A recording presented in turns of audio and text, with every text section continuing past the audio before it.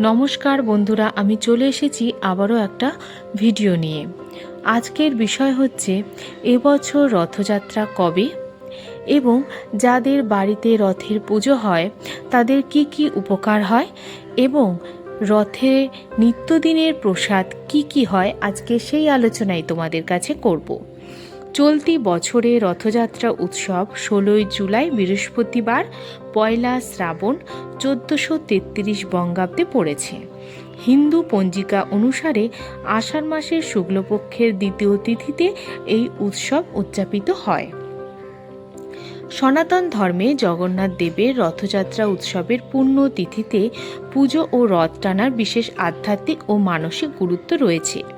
শাস্ত্র ও বিশ্বাস অনুসারে রথের পুজো করলে মূলত যে সমস্ত উপকার বা সুফল পাওয়া যায় তা তোমাদের কাছে বলবো।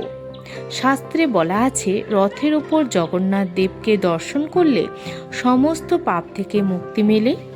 রথস্থং বামনং দৃষ্টা পুনর্জন্ম ন বিদ্যতে, অর্থাৎ রথের উপর বামনরূপী জগন্নাথকে দর্শন করলে পুনর্জন্মের কষ্ট থেকে মুক্তি পাওয়া যায়। ভক্তি ভরে এই দিনে পুজো ও রথের রশি স্পর্শ করলে মনের সদ ইচ্ছা পূরণ হয়। জগন্নাথ, বলরাম ও সুভদ্রা দেবীর আরাধনা করলে মানসিক অবসাদ দূর হয় এবং মনে ইতিবাচক শক্তির সঞ্চার ঘটে। সংসারে সুখ সমৃদ্ধি আসে রথযাত্রা দিন বাড়িতে, তাই জগন্নাথ দেবের পুজো করা হয়। পরিবারে মঙ্গল হয় এবং আর্থিক সংকট দূর হয়। রথের পুজো ও আরতির মাধ্যমে ঘর ও চারিপাশের পরিবেশ থেকে সমস্ত নেতিবাচক বা অশুভ শক্তি বিদায় নেয়। রথযাত্রা উৎসব জাতি বর্ণ নির্বিশেষে সবাইকে একসঙ্গে নিয়ে আসে, যা সমাজে ভ্রাতৃত্ববোধ বাড়ায়।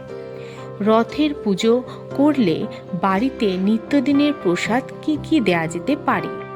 বাড়িতে জগন্নাথ দেবের নিত্য পূজা করলে তাকে অত্যন্ত সাধারণ কিন্তু সাত্ত্বিক খাবার প্রসাদ হিসাবে নিবেদন করতে হয়। জগন্নাথ দেব সাধারণ খাবারই সন্তুষ্ট হন, তবে তার খাবারে বিশেষ কিছু নিয়ম মেনে চলতে হয়। যেমন প্রতিদিনের সহজ প্রসাদে থাকতে হবে জল ও তুলসী পাতা, এটি সবচেয়ে আবশ্যিক। বাতাসা ও নকুলদানা প্রতিদিনের সাধারণ পুজোর জন্য এটি সবচেয়ে সহজ উপাদান। মিছরি ও কিশমিশ শুকনো প্রসাদ হিসাবে প্রতিদিন দেওয়া যায়। ঋতুভিত্তিক ফল যেমন কলা, আপেল, আম বা যে কোনো মরশুমি ফল কেটে নিবেদন করতে হয়। ভিজে বুট বা ছোলা, আগের দিন রাতে কাঁচা ছোলা ভিজিয়ে রেখে সকালে ধুয়ে তুলসী পাতাতে দিয়ে দেয়া যায়। দুপুরের অন্নভোগ যদি রান্না করা খাবার দিতে চান তাহলে সাদা ভাত জগন্নাথ দেবের প্রিয় অন্ন। ঘি ভাত, সাধারণ চালের ভাতে সামান্য গাওয়া ঘি মিশিয়ে দিতে পারেন। পেঁয়াজ এবং রসুন ছাড়া তৈরি ডাল এবং আলু, পটল বা যে কোনো নিরামিষ তরকারি। প্রতিদিন প্রসাদের ওপর অবশ্যই একটি পরিষ্কার তুলসী পাতা দিতে হবে। রান্না করা ভোগ দিলে তাতে কোনোভাবেই পেঁয়াজ, রসুন বা মুসুর ডাল ব্যবহার করা যাবে না। প্রসাদ তৈরির সময় এবং নিবেদনের সময় শুদ্ধ বস্ত্র ও পবিত্র মন বজায় রাখা জরুরি। তো কেমন লাগলো বন্ধুরা আজকের এই গল্পটি? ভালো লাগলে অবশ্যই লাইক, কমেন্ট, সাবস্ক্রাইব করতে তোমরা কিন্তু ভুলবে না।